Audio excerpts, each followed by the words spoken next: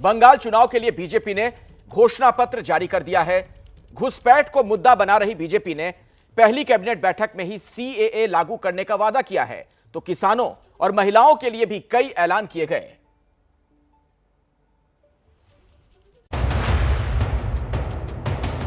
हमारा जो संकल्प पत्र है वो इसीलिए हम असल परिवर्तन के लिए लाए हैं। घोषणा पत्र को, संकल्प पत्र को एक महत्वपूर्ण स्थान दिया है। भाजपा की सरकारें बनने के बाद ही संकल्प पत्र पर सरकारें चलने लगी हैं। संकल्प है पार्टी का कि आगे हम कैसे सोनार बांग्ला बनाएंगे। ये सिर्फ घोषणा नहीं है, ये संकल्प है। मैं बनिया हूं, मुझ पर भरोसा रखना। हमने जो कहा है वो सब हम कर पाए ऐसी स्थिति में। बंगाल में खुल गया बीजेपी का पिटारा। हर साल भारत सरकार के 6,000 रुपया जो आता है, इसके अंदर राज्य सरकार का 4,000 रुपया जोड़कर 10,000 रुपया किसानों को देने का काम है। सोनार बांग्ला का संकल्प। संकल्प पत्र आधारित है सोनार बांग्ला के हमारे स्वप्न के आधार पर। इसका मूल आधार सोनार बांग्ला की रचना है। महिला आरक्षण, रोजगार से जीतेंगे बंगाल। सभी महिलाओं के लिए केजी से पीजी तक की पढ़ाई निःशुल्क करने का निर्णय करा है। बंगाल विजय के लिए एड़ी चोटी का जोर लगा रही बीजेपी ने अपना घोषणा पत्र जारी कर दिया है। कोलकाता में घोषणा पत्र जारी करते हुए अमित शाह ने ऐलान किया कि बीजेपी सत्ता में आई तो सरकारी नौकरियों में महिलाओं को 33% आरक्षण देगी। हम राज्य सरकार की सभी नौकरियों में महिलाओं को 33% आरक्षण देकर महिलाओं को आगे बढ़ाने का काम। बीजेपी के घोषणा पत्र में किसानों, युवाओं और महिलाओं को प्रमुखता दी गई है। बीजेपी ने ऐलान किया है कि किसानों को पीएम किसान सम्मान निधि के तहत 18,000 रुपए दिए जाएंगे, यानी किसानों को 3 साल का बकाया एक साथ दिया जाएगा। इसके अलावा पश्चिम बंगाल में केंद्र सरकार की आयुष्मान भारत योजना लागू करने और 3 नए एम्स खोलने का वादा भी किया गया है।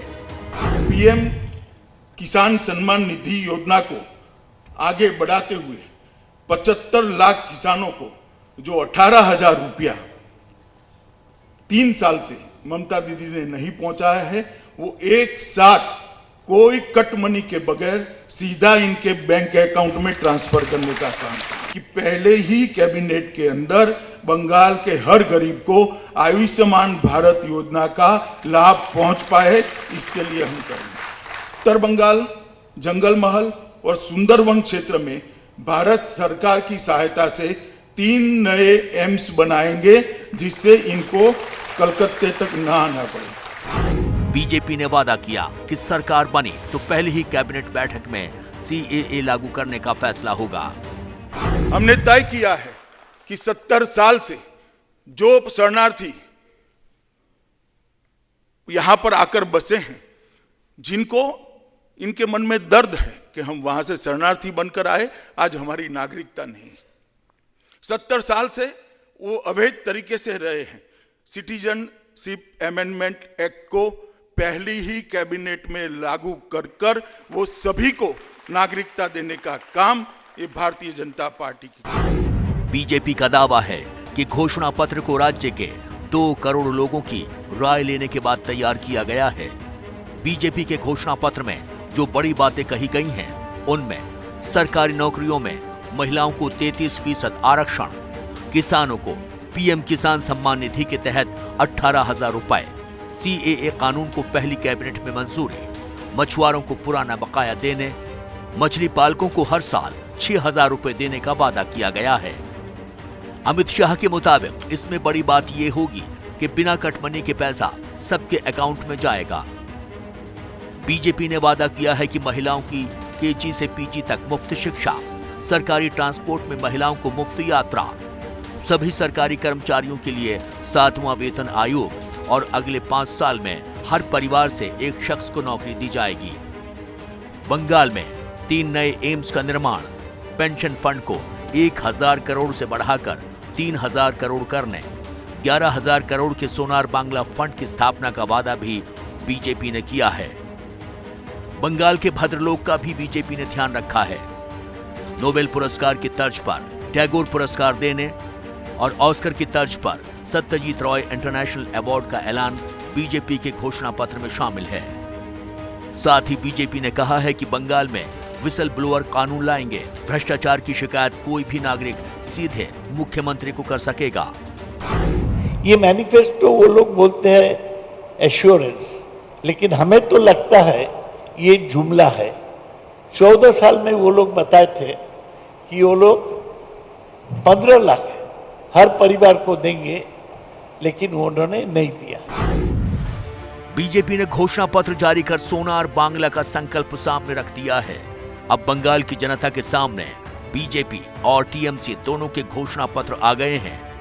आइए आपको बताते हैं प्रमुख मुद्दों पर दोनों पार्टियों ने क्या क्या वादा किया है। ममता बनर्जी ने घोषणा पत्र में कहा है कि बंगाल में एनपीआर लागू नहीं होने देंगे। वहीं बीजेपी कह रही है सत्ता में आने पर पहली ही बैठक में सीएए लागू करने का फैसला होगा। टीएमसी का घोषणा पत्र कह रहा है कि 5 साल में 25 लाख लोगों को रोजगार देगी, तो बीजेपी ने अगले 5 साल में हर परिवार से एक शख्स को नौकरी का वादा किया है।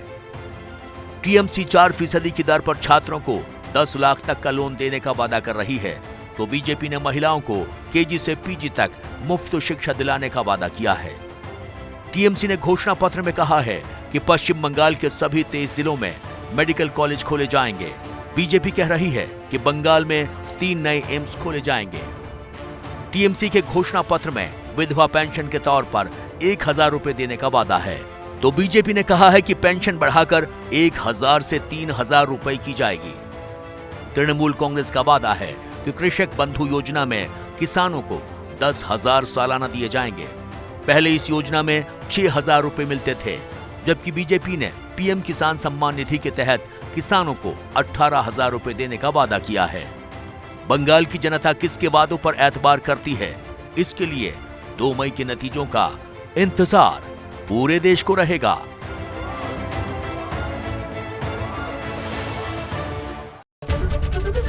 एबीपी न्यूज आपको रखे आगे।